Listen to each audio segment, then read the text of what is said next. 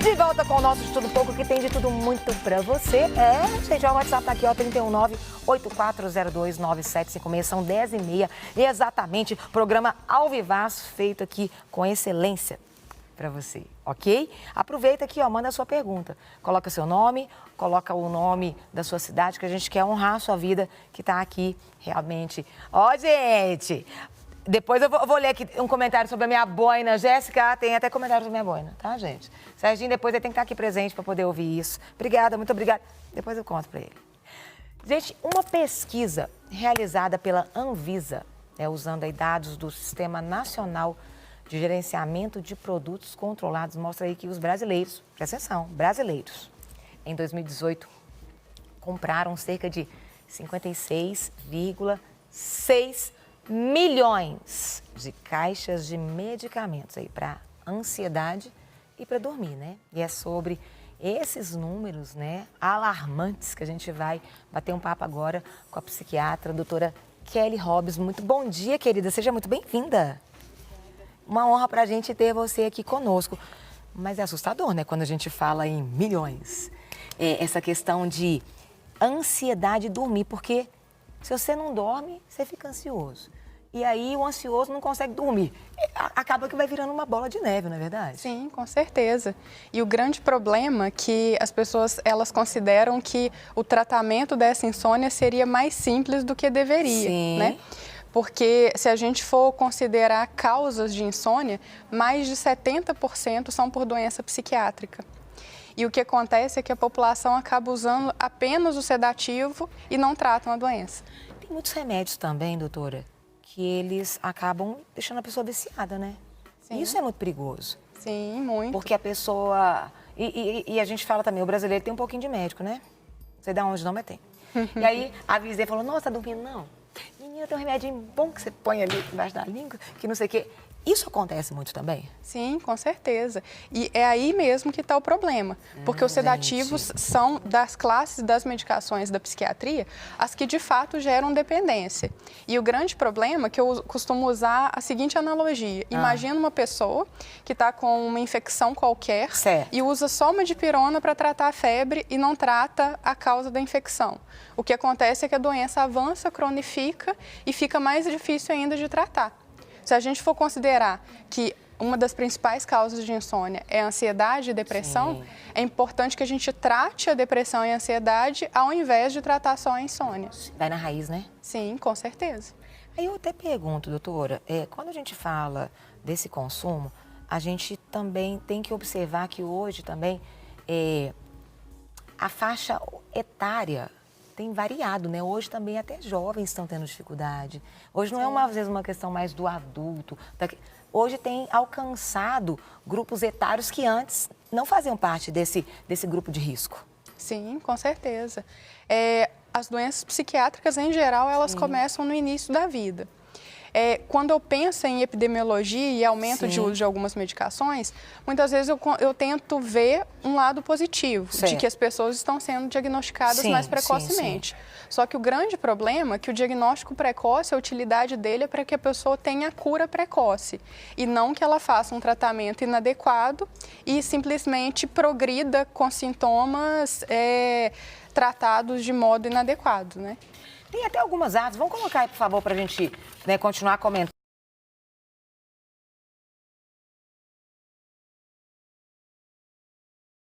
A primeira, que a gente até comentou, né? Brasileiros consumiram 56,6 milhões de caixas de medicamento para ansiedade e para dormir somente em 2018. Quando a gente fala assim, uma pergunta, normalmente esses medicamentos, por exemplo, para ansiedade, tá, mas para dormir, dependendo, tem muitos que a pessoa rola aquele apagão. Ela não descansa, ela desliga. Como isso? Porque isso é muito sério. Porque às vezes a pessoa fala assim, tô com dificuldade, mas então vou tomar aquele remédio e vou dormir. Só que às vezes ela não descansa. O remédio é só para... Fala um pouquinho sobre essa diferença. Sim. A nossa arquitetura do sono é muito delicada. Sim. E a arquitetura do sono natural claramente traz ao ser humano um sono restaurador e uma qualidade de vida. Sim. E o grande problema é que não tem como nós tratarmos de modo apenas artificial aquele sono que deveria ser o sono adequado. tem um grande problema que é a falsa insônia. Tem Sim. pessoas que têm um ciclo circadiano diferenciado.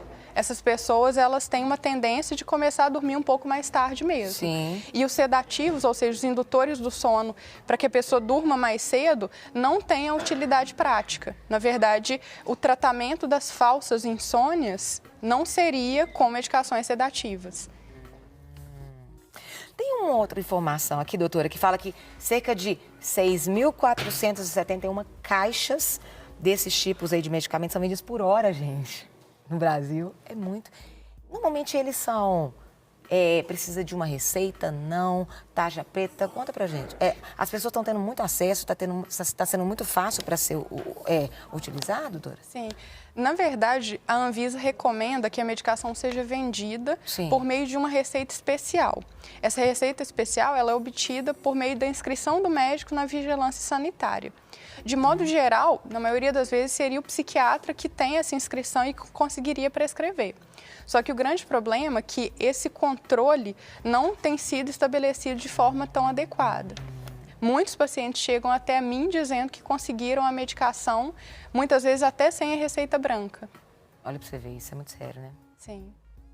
E também tem uma outra informação, assim, ó, gente, no ano de 2015, foi aí de recorde das vendas dos medicamentos, né? 76,2 milhões de caixas.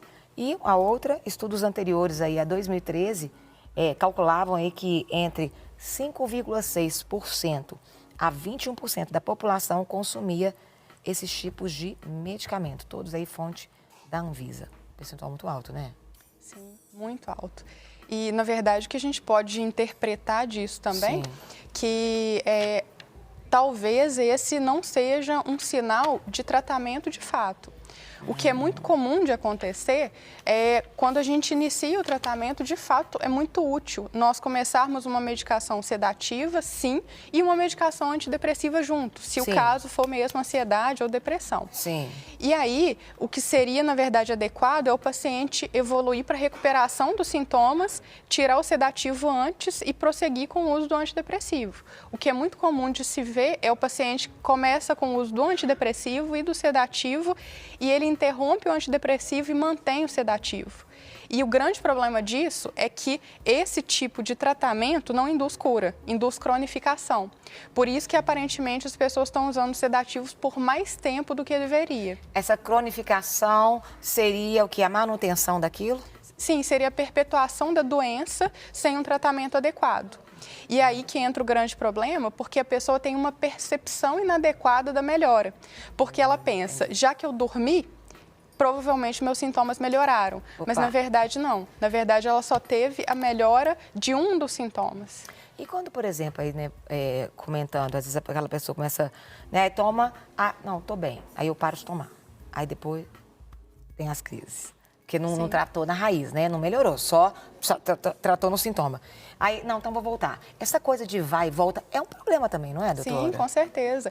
O que é importante a gente entender é que nós temos que resolver o problema de modo mais prático e rápido possível. Sim. O que a gente percebe é que no tratamento da depressão, por exemplo, o uso de antidepressivo tem prazo de validade. O paciente melhora, a partir do momento em que ele melhorou, a gente conta mais ou menos um período de 1 ano e depois a gente tenta a interrupção, né? Sim. E aí, esse tipo de tratamento garante a cura e garante a chance reduzida de virem sintomas de novo ao longo da vida. Então, se a pessoa interromper antes, a chance dos sintomas virem aumenta muito mais. É o mesmo exemplo que eu gosto de dar do antibiótico.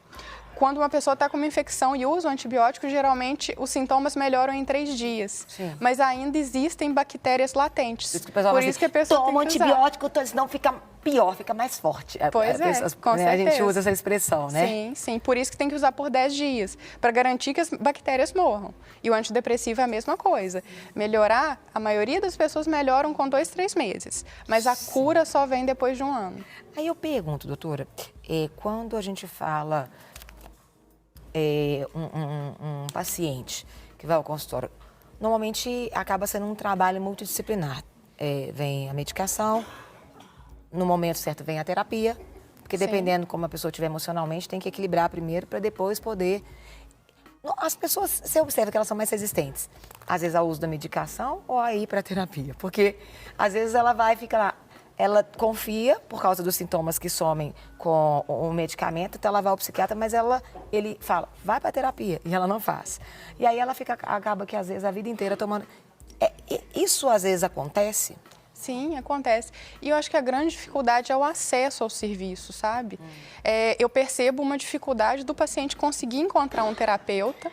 Ele precisa de tempo, ele precisa de se identificar, e ele precisa de dedicação e tem um custo financeiro também, né?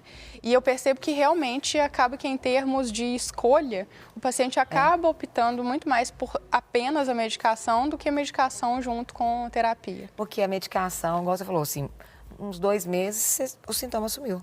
Sim. E já uma terapia, às vezes, 2 meses, ainda não deu para trabalhar, né? Sim, é um processo, é algo mais duradouro. Só que, às vezes, também são coisas que, por ele não trabalhar na terapia, ele não descobrir a raiz, ele vai continuar na medicação. Às vezes, por isso que tem aumentado cada dia mais o consumo. Sim, sim. Até porque também até aquela dose começa, dependendo, às vezes até ficar fraca. Sim, até porque as doenças psiquiátricas, elas são consideradas multifatoriais, né? Tem fatores genéticos, biológicos, mas também tem uma questão do ambiente que precisa de ser abordada. E muitas vezes, se o ambiente não for abordado, ou o modo como a pessoa lida com ele não for abordada, em geral, a pessoa não vai ter o tratamento adequado. Tem uma pergunta que chegou aqui. Coloca seu nome aqui. E você é de BH. Bom dia, desculpa, colocou o nome. Ademar. Quero saber qual o primeiro passo, pois eu não consigo dormir sem usar o remédio. O primeiro passo é buscar um profissional de saúde preparado para tentar identificar qual que é a causa da insônia. Sim. Porque, tudo bem, 70% são causas psiquiátricas, mas 30% são causas clínicas. Então, até esse tipo de distinção é importante que seja feita. Então, né, o uso indiscriminado, né, ou sem um médico, uma orientação médica, é um perigo justamente por causa desses vícios, né? Sim, com certeza. Podem vir, então, né, Ademar? Procurei um médico.